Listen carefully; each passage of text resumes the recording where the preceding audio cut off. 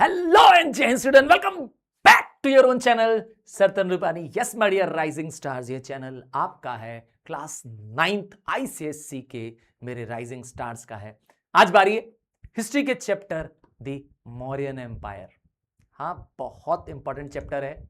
आपको real life में भी पता चलेगा कि आज हम बहुत सारी ऐसी चीजें कर रहे हैं जो उस जमाने में मौर्यन राजाओं ने बनाई थी. शुरुआत करते हैं 4th सेंचुरी से. 4th सेंचुरी बीसी में चंद्रगुप्त मौर्य नाम के एक महान शासक, एक महान राजा बने जिसका नाम था, जिन्होंने बनाया मौर्यन डायनेस्टी. तो कैसे बनी, आइए इनके बारे में थोड़ा बताते हैं. चंद्रगुप्त मौर्य ने एक स्ट्रॉन्ग आर्मी बनाई और मौर्यन डायनेस्टी की शुरुआत की. ऐसा माना जाता है कि चंद्रगुप्त मौर्य को चंद्र मौर्य मगध में नंदा डायनेस्टी का राज्य चलता था और नंदा राजा जो हुआ करते थे बड़े घमंडी होते थे. उन्होंने चंद्रगुप्त मौर्य को भी अपने राज्य से बाहर निकाल दिया था और अपने ही राज्य में जो राज्य के ब्राह्मण मंत्री थे, जो कि सलाहकार थे, उनका अपमान किया था. वह ब्राह्मण मंत्री, वह ब्राह्मण सलाहकार थे चाणक्य. चाणक्य को उन्होंने अपमानित करके अपने राज्य से बाहर कर दिया था और दोनों ही, चाणक्य और चंद्रगुप्त मौर्य, मिले और दोनों ने मिलकर के तय किया कि हम नंदा साम्राज्य का अंत करेंगे. और वही हुआ भी.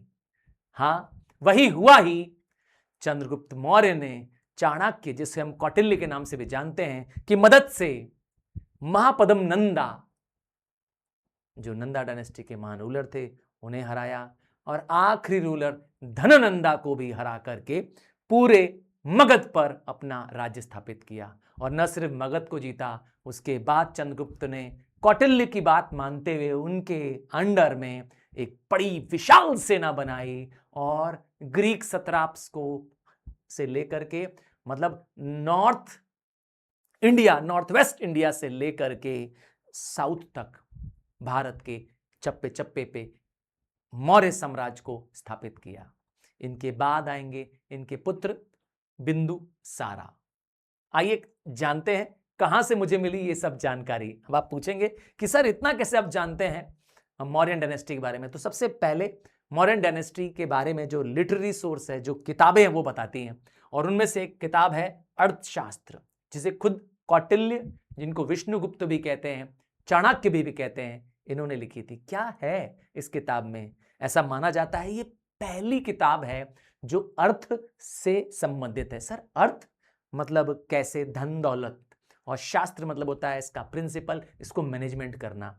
तो राज्य को कैसे चलाएं, हाँ, कैसे राज्य पे एडमिनिस्ट्रेशन करें, इससे रिलेटेड ये पहली किताब थी, अर्थशास्त्र. आपको पता है एक सब्जेक्ट भी है अर्थशास्त्र, इकोनॉमिक्स. पढ़ते हैं जो सीनियर क्लासेस के बच्चे हैं, खास करके जो कॉमर्स सेक्शन लेते हैं, तो एक तरह से कहें ये पहली किताब है दुनिया की. अर्थशास्त्र को संस्कृत में लिखा गया था और अर्थशास्त्र में लिखे हैं राज्य को चलाने के प्रिंसिपल्स. और कैसे जानकारी मिली इन गुप्ता रूलर्स के बारे में, तो इसके पीछे एक छोटी कहानी है. पहले ये कहानी बता दूं, फिर इस पे आऊंगा. चंद्रगुप्त मौर्य एक प्रतापी राजा थे. धनानंद को मारने के बाद वो मगध के राजा बन गए और वहां से उन्होंने एक विशाल सेना बनाई चंद्रगुप्त मौर्य की मदद से. और अपनी सूझबूझ से, समझ से, सिकंदर, जिसको हम अलेक्जेंडर के नाम से जानते हैं, जो विश्व विजेता था सिकंदर था, वह, जिसे अलेक्जेंडर कहते हैं, वह भारत पे भी कब्जा जमाया. उसने कंधार, केरात, हेरात, इस पे कब्जा जमाया, जिसे आज हम अफगानिस्तान का हिस्सा मानते हैं. उन सब पे उन्होंने कब्जा कर लिया था.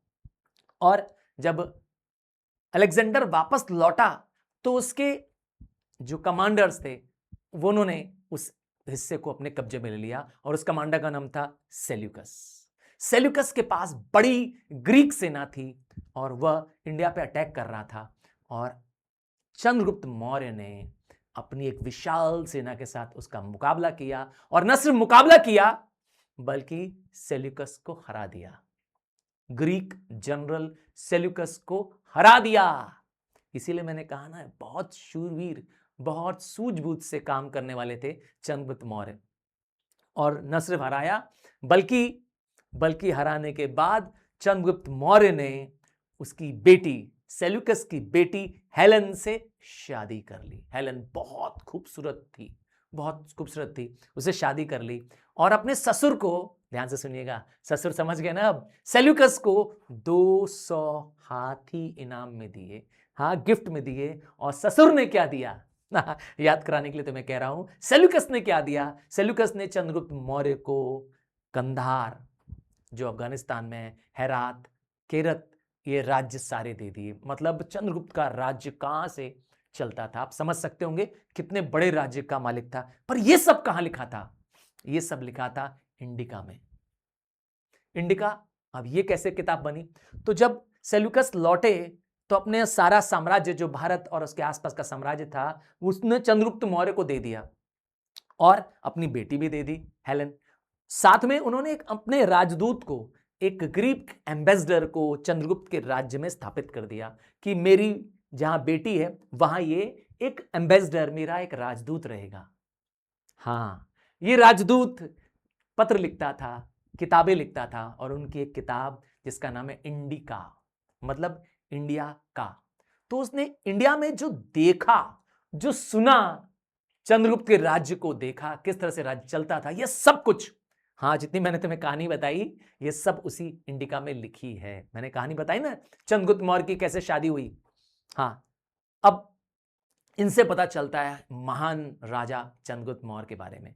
और किससे बारे में पता चलता है?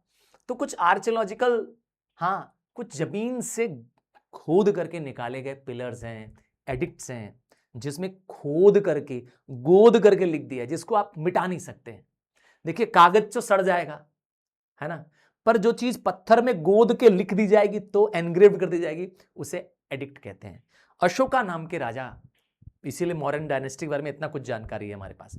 अशोका नाम के राजा थे, महान राजा थे अशोक, और इन्होंने एडिक्ट्स जारी किए थे। अब एडिक्ट्स क्या होता है? राजाओं द्वारा दिया गया एक रॉयल ऑर्डर। हाँ, राजा जब कोई आदेश पारित करते हैं, बस उस आदेश को कहा गया एडिक्ट्स। अब ये एडिक्ट्स मॉडर्न हिस्ट्री के बारे में बहुत कुछ बताते हैं। क्यों? क्योंकि एडिक्ट्स सबसे पुराने हैं, आज भी प्रिजर्व्ड हैं। हाँ, आप भी देख सकते हो। क्या सारनाथ गए हो तुम? हाँ, अगर नहीं गए हो तो मैं कहूंगा सारनाथ जाइएगा। वहां पे सारनाथ पिलर है, उस पे अशोकन एडिक्ट है। ये मैं एक एडिक्ट दिखा रहा हूं, ऐसी दिखती हैं एडिक्ट्स। पिलर में आज भी गोद करके, गोद समझ गए ना, खोद करके लिखा गया था, तो इसीलिए परमानेंट है ये, और डेटेड भी है। सबसे बड़ी चीज है, हाँ हाँ, उस जमाने की एग्जैक्ट डेट, एक्यूरेट डेट है। तो ये एडिक्ट्स पाई गई हैं, रॉक्स पे पाई गई हैं, पिलर्स पे पाई गई हैं। 14 बड़े रॉक एडिक्ट्स हैं, मतलब पत्थरों पे गोद के लिख दिया गया है, और 7 पिलर एडिक्ट्स है, जिनमें से मैं एक पिलर एडिक्ट दिखा रहा हूं आपको, और ऐसे और भी माइनर एडिक्ट्स हैं। तो राजा अशोक ने उस जमाने में जो अपनी प्रजा के लिए कुछ संदेश दिए, कुछ रॉयल ऑर्डर्स दिए, वो सब लिखे हैं। राजा अशोक ने धर्म बदलने पर जब वो बुद्धिस्ट हो गए तो उन्होंने किलिंग्स को बंद करा दिया, लोगों को कहा कि वो नशा करना छोड़ दें, किसी भी तरह का नशा करना, जानवरों को मारना और क्रूअल एक्ट करना जा रहे हैं, ये सब कुछ इस एडिक्ट में लिखा था। हम आगे डिटेल में पढ़ेंगे अशोका धम्मा के बारे में, वो भी इन एडिक्ट्स में लिखा था। और किससे पता चलता है मौर्यन डायनेस्टी के बारे में? सांची स्तूपा से पता चलता है। अभी आप पूछेंगे सर ये स्तूपा क्या होता है? देखिए, जब हम स्तूप की बात करते हैं तो ये एक हेमीस्फेरिकल डोम होता है, सॉलिड डोम होता है। सर इसका मतलब एक राउंड सा डोम होता है। आप इमेजिन करिए एक फुटबॉल है, मेरी बात समझिएगा, और फुटबॉल को आप क्या करिए, हाफ में कट कर दीजिए, अब उसको जमीन में गाड़ दीजिए, बस बन जाएगा स्तूपा। तो स्तूपा क्यों रखते थे, क्या होता था स्तूपा में? देखिए, स्तूपा भगवान बुद्ध के रेलिक्स से बना हुआ है। रेलिक्स शब्द का मतलब होता है जो भगवान बुद्ध के मरने के बाद उनके अवशेष बचे, उनका दांत बचा, उनके बाल बचे, उनकी हड्डियां बची, उसको एक कास्केट में रखकर जमीन में गाड़ दिया गया, और उसके ऊपर बना दिया गया एक सेमी स्पेरिकल डोम। अब लोग इसकी आराधना, इसकी पूजा करते हैं। हाँ, इसके चक्कर काटते हैं। बुद्धा की अस्थियों को रखा गया था, समझ में आया ना, ताकि ये रिप्रेजेंट करता है बॉडी ऑफ बुद्धा। बात समझ आ गई है। तो सांची स्तूपा क्यों फेमस है? क्योंकि यह सबसे बड़े स्तूपाओं में से एक है। अब आप पूछेंगे कि अशोक ने कितने स्तूपा बनाए थे? 84,000 स्तूपास। हाँ, 84,000 स्तूपा बनाए थे। सारनाथ में भी एक स्तूपा है। हाँ, अभी फिलहाल मैं सांची की बात कर रहा था। सारनाथ में भी एक स्तूपा है जिसको धमेक स्तूपा कहते हैं। ऐसे ही देश के अलग अलग कोनों में ऐसे सेमी स्फेरिकल स्तूपास हैं। और सारनाथ वाले स्तूपा का जो कहते हैं ना क्या का फाउंडेशन अशोक, राजा अशोक ने खुद अपने हाथ से लगाया था। मतलब खुद उन्होंने अपने हाथ से इसका फाउंडेशन ले किया था। ये सांची जो प्लेस है वो भोपाल, जो मध्य प्रदेश की कैपिटल, उससे 45 मिनट दूर है। मतलब अगर आप भोपाल जाएंगे तो वहां से 1 घंटे के रास्ते में वहां पहुंच जाएंगे सांची स्तूपा देखने के लिए। और क्या खास बात है, इसमें 4 बड़े दरवाजे, जरा देखिए तो इनके दरवाजों को, बहुत ही खूबसूरत तरीके से कार्व्ड किए गए दरवाजे हैं। 4 दरवाजे हैं 4 दिशाओं में, ईस्ट वेस्ट नॉर्थ साउथ। और इनमें जो कार्विंग की गई है उसमें भगवान बुद्धा के जीवन के बारे में है। भगवान बुद्धा और भगवान बुद्धा से जुड़ी जताका कहानी, जिसमें भगवान बुद्धा को पूर्व जन्म में कभी हिरण के रूप में, कभी हाथी के रूप में, कभी कमल के फूल के रूप में देखा गया, वह सब इसके अंदर डिपिक्टेड है। आप देख सकते हैं दूर से आपको हाथी भी दिखाई देंगे। तो भगवान बुद्धा से जुड़ी कथाएं इसके अंदर क्या है, एनग्रेव्ड की गई हैं। बहुत ही सुंदर है देखने में। सोच लीजिए उस जमाने में जब साइंस इतनी, टेक्नोलॉजी इतनी एडवांस नहीं थी, तब इंसान इतनी खूबसूरत कार्विंग कर पाते थे। अब आते हैं मौर्यन एम्पायर के बारे में। तो मैंने बताया Chandragupta Maurya founder of Mauryan empire हैं। और बचपन के बारे में ज्यादा नहीं कुछ पता है, बस इतना ही पता है कि चंद्रगुप्त के साथ अन्याय हुआ। नंदा डायनेस्टी ने, नंदा राजाओं ने अपमान किया और कौटिल्य का भी अपमान हुआ। कौटिल्य को तो भरी राज्य में, भरी सभा में उसकी चुटिया पकड़ करके, हाँ कौटिल्य को देख लीजिए, भरे राज्य में उसकी चुटिया पकड़ के उनका अपमान किया गया, जिसके लिए उन्होंने वचन दिया कि मैं नंदा साम्राज्य का अंत करूंगा। और ऐसा ही हुआ। कौटिल्य और चंद्रगुप्त दोनों मिले तक्षशिला में, और दोनों ने मिल करके, क्योंकि दोनों के दुश्मन एक थे, कहते हैं ना चंद्रगुप्त का भी दुश्मन नंदास, कौटिल्य का भी दुश्मन नंदास, और दोनों दुश्मनों के दुश्मन एक हो गए। कहते हैं दुश्मन का दुश्मन दोस्त होता है। और अंत मैंने कहा क्योंकि चाणक्य एक बहुत ही बड़े रणनीतिकार थे, बहुत ही सूझबूझ से काम लेने वाले व्यक्ति थे। और इनकी सूझबूझ के अंदर चंद्रगुप्त ने एक बड़ा राज्य मौर्य डायनेस्टी स्थापित किया। चंद्रगुप्त के मरने के बाद आए इनके बेटे बिंदुसारा, और कहा जाता है कि बिंदुसारा अपने पिता चंद्रगुप्त की तरह ही एक महान शासक थे। इन्हें ग्रीक हिस्टोरियन एथेनेकस ने नाम दिया स्लेयर ऑफ फोज। स्ले मतलब होता है मारने वाला, और फोज मतलब होता है एनिमी, शत्रुओं का नाश करने वाला। और इन्होंने भी क्या किया, राज्य को और बढ़ाया। ये इनके समय में जब बिंदुसारा राज्य बने तो इनका अपना बेटा अशोक अपने पिता के खिलाफ बगावत कर दिया। तक्षशिला में उसको गवर्नर बनाया गया था, उसने बगावत किया। अब आती है बिंदुसारा के बाद आती है, हाँ, जब बिंदुसारा की मृत्यु हो जाएगी उनका बेटा आएगा अशोक। और यहां से कहते हैं ना अशोका दी ग्रेट, आपने शायद एक फिल्म भी देखी होगी अशोका दी ग्रेट। हाँ, बहुत महान हिंदू राजा में से एक माना गया है राजा अशोक को। हाँ, पूरा नाम देखिए, मौर्य नहीं है, बट पूरे मैंने बता दिया कि Ashoka was a greatest king of the India. याद रखिएगा क्यों ऐसा कहा गया है, क्योंकि सबसे बड़े राज्य को, इंडिया के सबसे बड़े हिस्से को, अखंड भारत को कहते हैं ना कि कल्पना करने वाले और उसको बनाने वाले राजाओं में से एक है अशोका। तो अशोका को कई नामों से जाना जाता है। देवम प्रिय मतलब देवताओं का प्रिय, और प्रियदर्शी जिसका मतलब होता है ब्यूटीफुल। आप देख भी पा रहे हैं राजा अशोक को। राजा अशोक के बारे में प्रसिद्ध है कि राजा अशोक ने कई युद्ध लड़े और हर बार उन्हें जीत हासिल हुई, क्योंकि उसके पास एक बहुत बड़ी सेना थी। राजा अशोक का आखिरी बैटल, आखिरी युद्ध होगा कलिंग से होगा, और कलिंग को आज हम उड़ीसा के नाम से जानते हैं। हाँ, जो हमारे इंडियन स्टेट है उड़ीसा, उसकी बात कर रहे हैं। और क्योंकि कलिंगा के पास भी एक विशाल सेना थी और राजा अशोक का एक ही अब लक्ष्य बचा था, इस कलिंग राज्य को जीतना है। और कलिंग पे जब उन्होंने चढ़ाई की तो एक बड़ा घातक युद्ध हुआ, एक बड़ा विकराल युद्ध हुआ, जिसमें लाखों सैनिक मारे गए दोनों तरफ से। कलिंगा की हार हो गई, रूलर ऑफ कलिंगा को हरा दिया गया, पर लाखों पैदल चलने वाले सैनिक, हाथियों को, घोड़ों को और सैनिकों को बलि देना पड़ा। किसी के हाथ कटे थे, किसी का पैर कटा था और चारों तरफ खून ही खून था। यह सब रॉक एडिक्ट्स 13 में लिखा हुआ है। मेगास्थनीज ने भी इस कलिंगा वॉर के बारे में, हाँ, जिन्होंने इंडिका लिखी थी, का जिक्र किया है। यहां पर राजा अशोक जीत तो जरूर जाते हैं, युद्ध जीत तो जरूर जाते हैं, पर युद्ध भूमि में जब जब जाते हैं जीतने के बाद, तो लोगों की लाशें, चीख पुकार, मौत, कटे हुए हाथ और उसके रथ खून से सने होते हैं।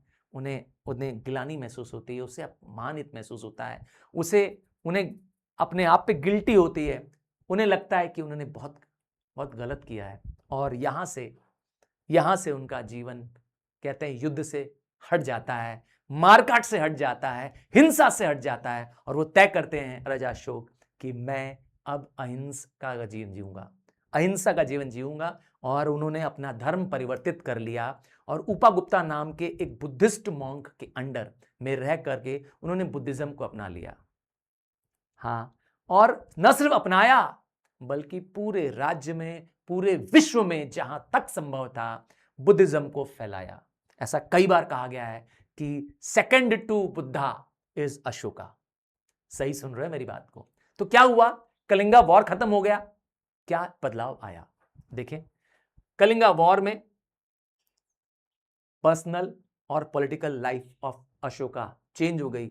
अशोका ने सीख लिया कि सिर्फ कॉन्क्वेस्ट बाय फोर्स, मतलब सिर्फ शक्ति से सबको जीता नहीं जा सकता है, और मैं जो पूरी दुनिया जीतने का सपना देख रहा हूं, है ना, वह सही नहीं है। उन्होंने पॉलिसी ऑफ रिलीजन, जिसे कहा धर्म घोष करने की निर्णय किया।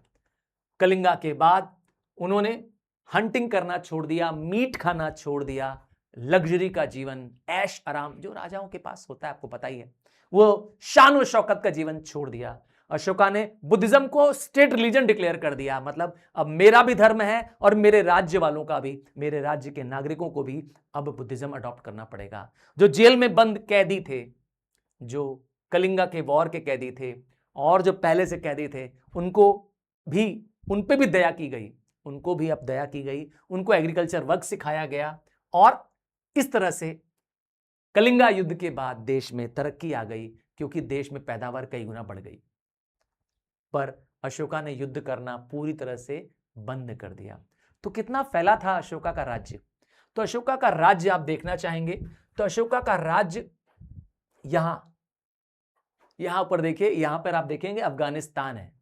जी हां, हिंदुकुश नाम की पहाड़ियां हैं। हिंदुकुश से लेकर के साउथ में पेन्नार नदी तक, रास्ते में मैंने बताया क्या क्या पड़ता है। काबुल पड़ता है, पाकिस्तान में काबुल पड़ता है, हेरात पड़ता है, कंधार पड़ता है। ये सब कुछ, ये जितना भी आप कलर्ड पोर्शन देख रहे हैं, ये सब कुछ जीत लिया था अशोका ने। सबसे बड़े राज्यों में से एक राज्य था अशोका का भारत। क्या फायदा मिला इसका, आइए देखें।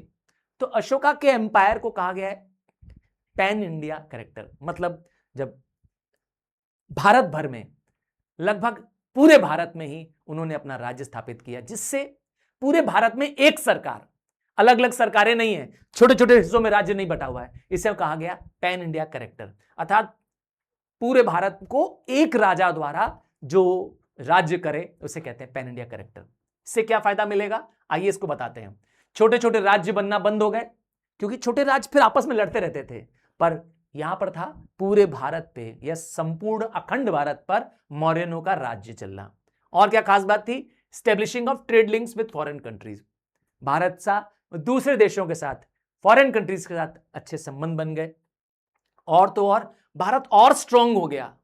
भारत और ताकतवर हो गया मौर्यन किंग के अंडर में, जिससे वह फॉरेन अग्रेशंस को सह पाया, जिससे मैंने बताया कि सेल्यूकस को भी हमने हरा दिया। अब आते हैं इनका एडमिनिस्ट्रेशन कैसा था, कैसे इतने बड़े राज्य को, सोचिए उस जमाने में जब फोन्स नहीं थे, टेक्नोलॉजीज नहीं थी, कैसे मेंटेन करते होंगे। सोचिए एक राज्य से दूसरे राज्य जाने में घोड़ों से जाना है, कई बार तो महीनों और सालों लग जाते थे पहुंचने में, तो कैसे मेंटेन करते थे। तो मैंने कहा ना, चंद्रगुप्त मौर्य एक बहुत ही कुशल राजा थे और इनके प्रधानमंत्री चाणक्य, इन्होंने ही फाउंडेशन ऑफ एडमिनिस्ट्रेशन रखा। अपनी किताब अर्थशास्त्र में उन्होंने बहुत डिटेल में बताया है कि कैसे राज्य के लिए नीतियां बनाई जाएंगी, कैसे राज्य को एडमिनिस्टर किया जाएगा। चंद्रगुप्त के बेटे बिंदुसार ने भी इसी का पालन किया और अशोका ने भी, हाँ, राजा अशोक ने भी इन्हीं पॉलिसीज का पालन किया। तो पहला एडमिनिस्ट्रेशन है सिविल एडमिनिस्ट्रेशन, मतलब देश में कैसे रूल्स रेगुलेशंस इंप्लीमेंट होंगे, है ना। इसके लिए दो पार्ट में डिवाइड किया गया। पहला है सेंट्रल गवर्नमेंट, जैसा कि नाम है सेंट्रल गवर्नमेंट, मतलब वो गवर्नमेंट जो सबको कंट्रोल करती होगी। तो सेंट्रल गवर्नमेंट में सबसे ऊपर माना गया था राजा को। King is the supreme authority, और किंग की पावर को हेरिडिटी माना गया, मतलब राजा के बाद उसकी संतान राजा बनेगी। राजा के साथ कई सारे काउंसिल ऑफ मिनिस्टर्स होते थे, और ये काउंसिल ऑफ मिनिस्टर्स को कहते थे मंत्री परिषद, और इन मंत्रियों का जो हेड होगा जिसे कहेंगे प्राइम मिनिस्टर। हाँ, और आपको पता ही है प्राइम मिनिस्टर कौन थे, चाणक्य। आइए दिखाएं आपको, ये रहे राजा अशोक। उसी तरह से जैसे मैंने कहा चंद्रगुप्त का एग्जांपल दिया, तो राजा चंद्रगुप्त और उनके सारे मेन मंत्री। आइए सेंट्रल गवर्नमेंट में कौन कौन मंत्री है। सेंट्रल गवर्नमेंट सबसे पहले मिलते हैं पुरोहित, हाँ, जो पूजा पाठ कराते हैं, मेन पुजारी ऑफ द किंग। दूसरा होता है सेनापति, मतलब सेना का हेड, मतलब जो कमांडर ऑफ द आर्मी हो। बात समझ आ गई, राजा को कब लड़ना है, कब शांति समझौता करना, ये कौन राय देगा, सेनापति। तीसरा कौन है, तीसरा है सानिधाता, हेड ट्रेजरर, खजांची। सानिधत्ता ये बताएगा राजा को कि मेरे पास खजाने में कितनी धन दौलत है, धन दौलत, समझ गए, हाँ, राजा के खजाने में। और चौथा और आखिरी है समहर्ता टैक्स एक्सपर्ट है, राजा को बताएगा कितना टैक्स जनता से लेना है और कैसे खजाना भरा जाए।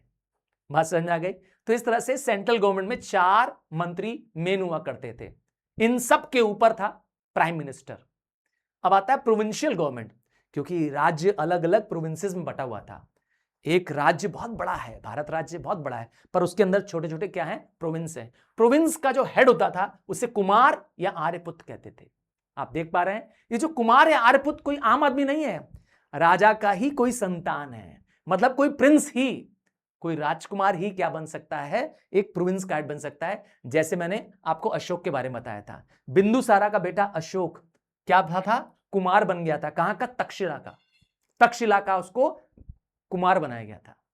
और इनकी मदद के लिए कौन था, कुमार को मदद करने के लिए थे गवर्नर को कहते हैं महामात्रास, ठीक है, जो हिसाब किताब रखते हैं, ध्यान रखते हैं। अब प्रोविंस से छोटी होती है डिस्ट्रिक्ट, अर्थात डिस्ट्रिक्ट बड़ी होती है, उससे छोटी होती है क्या, डिस्ट्रिक्ट को कहते हैं जनपद।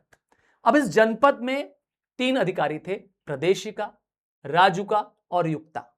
इनको भी वैसा ही काम था जैसा कि राजा के दरबार में था, मतलब टैक्स कलेक्ट करना, लैंड रिकॉर्ड्स मेंटेन करना, ये सब इनका जिम्मेदारी है। एंड सबसे नीचे आता है सिटीज, जो इंपॉर्टेंट सिटीज होती थी, प्रोविंसेस होते थे, उनके भी अपने सिस्टम होते थे और उनके हेड को बोलते थे नगर अध्यक्ष, नगर के हेड को नगर अध्यक्ष, ठीक है। अब आता है रेवेन्यू सिस्टम, मतलब लगान, कहां से आएगा पैसा, ठीक है। तो सबसे बड़ी सोर्स ऑफ इनकम क्या थी, सबसे बड़ी सोर्स ऑफ इनकम थी एग्रीकल्चर से मिलने वाला टैक्स। हाँ, जो भी किसान उगाते थे राजा को उसमें हिस्सा मिलता था, और हिस्सा कितना होता था, 1/6 से 1/4 तक। कितना हिस्सा है, 1/6 से 1/4 तक अनाज का हिस्सा, मतलब जितना भी किसान उगाएगा। इमेजिन करिए एक किसान ने 120 किलो अनाज उगाए, एग्जांपल है, तो 1/6 मतलब हो गया 20 किलो, और 1/4 हो गया मतलब 30 किलो। तो 20 में से 30 किलो, 20 से 30 किलो राजा को उसको देना पड़ेगा। और क्या चलता था? टैक्स इस तरह से चलते थे। टैक्स दो तरह के होते थे, एक होता था भाग, भाग मतलब होता है हिस्सा। यहां पर मैंने बताया राजा को 1/6 मिलेगा। ये एग्रीकल्चर उगाने वाले किसानों पे था। जिसके पास एग्रीकल्चर हो या जो कोई कैटल पालता हो तो उसकी कमाई का 1/6 हिस्सा आपको राजा को देना होगा। ठीक है, तभी तो राजा आपकी रक्षा कर पाएगा भाई। राजा अपनी सेना कैसे मेंटेन करेगा, राजा के राजकाज कैसे चलेंगे। और दूसरा हिस्सा आता था बाली। ये कैसा टैक्स होता था? ये आपकी इच्छा पे था। आप मंदिरों को, पुजारियों को या और कुछ दक्षिणा देना चाहते हैं, वो होता था बाली। बाली कंपल्सरी टैक्स नहीं है, बाली स्वेच्छा से आपको जितना देना है। तो इस तरह से ये दो बड़े टैक्सेस थे और ये टैक्स सरकार के रेवेन्यू सिस्टम का पार्ट थे। चंद्रगुप्त मौर्य के पास एक बहुत ही बड़ा नेटवर्क ऑफ स्पाई था, खुफिया लोग। हाँ, क्योंकि राज्य में ऐसा ना हो कहीं उनके खिलाफ विद्रोह हो जाए, कहीं उनके खिलाफ लोग इकट्ठा न हो जाएं, इसीलिए चंद्रगुप्त एक बहुत ही समझदारी से हाँ विद्रोह को शांत करने के लिए स्पाई सिस्टम रखते थे, जो कि राजाओं को पता चलते थे कि किस इलाके में क्या चल रहा है। आता है मिलिट्री एडमिनिस्ट्रेशन। मॉडर्न डायनेस्टीज में बहुत बड़ी सेना होती थी। इन्फेंट्री पैदल चलने वाले सैनिक होते हैं, कैवेलरी घुड़सवार सैनिक होते हैं, और हेलीपेंट पे भी पता ही है हाथी पे भी सैनिक होते हैं, और चैरियट मतलब होता है रथ लेके चलने वाले। तो हर तरह की सेना थी। और मेगास्थनीज ने तो नंबर भी दिया हुआ है कि लगभग 6 लाख पैदल चलने वाले सैनिक हैं, 30,000 घुड़सवार सैनिक हैं, 9,000 हाथी भी हैं और 8,000 चैरियट भी हैं। तो इससे पता चलता है कि एक बड़ी विशाल काय सेना चंद्रगुप्त मौर्य ने मॉडर्न डायनेस्टी बनाई थी। वही सेना इसे मदद करती थी इतने विशाल साम्राज्य को संभालने में। अब अशोका का धर्म परिवर्तन हो जाने के बाद, कलिंग के वॉर के बाद, अशोका ने अहिंसा को अपना लिया, तय कर लिया कि अब हम किसी पे वार नहीं करेंगे। उन्होंने शुरू किया धम्मा। अच्छा, धम्मा है, धर्म नहीं है। अशोक ने कोई नया धर्म नहीं शुरू किया। धम्म, DHAMMA, ये धम्म क्या होता है? धम्म होता है कोड ऑफ कंडक्ट, अर्थात जीवन जीने का तरीका।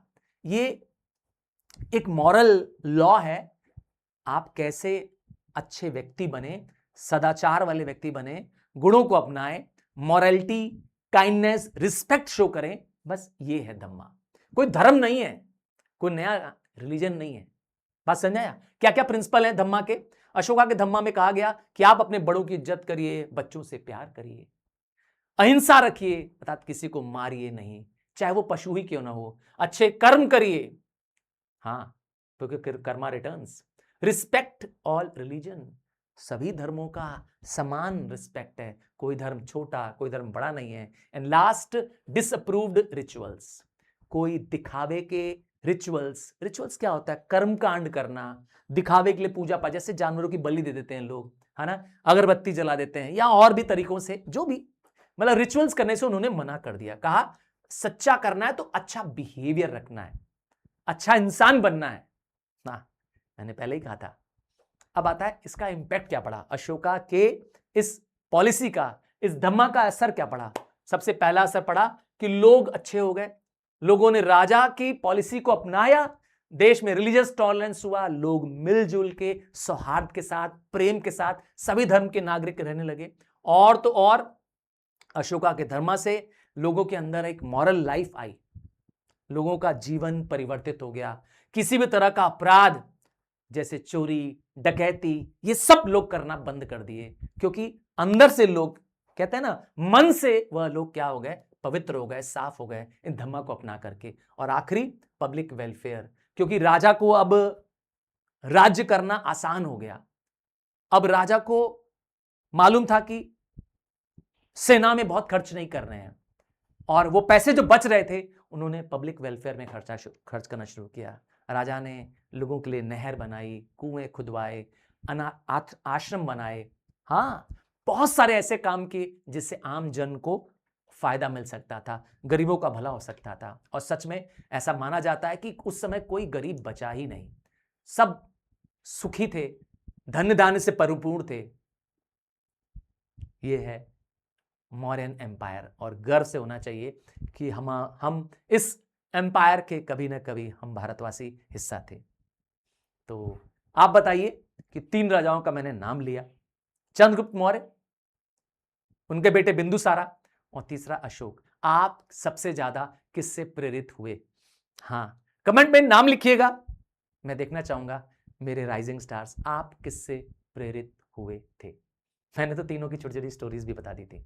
चलिए, कमेंट का वेट करूंगा तुम्हारा, और वेट करूंगा कि मेरे राइजिंग स्टार इसको अब अपने सारे अदर राइजिंग स्टार्स फ्रेंड्स को भी शेयर कर देंगे। Love you and god bless you. Wait करूंगा तुम्हारे कमेंट्स का।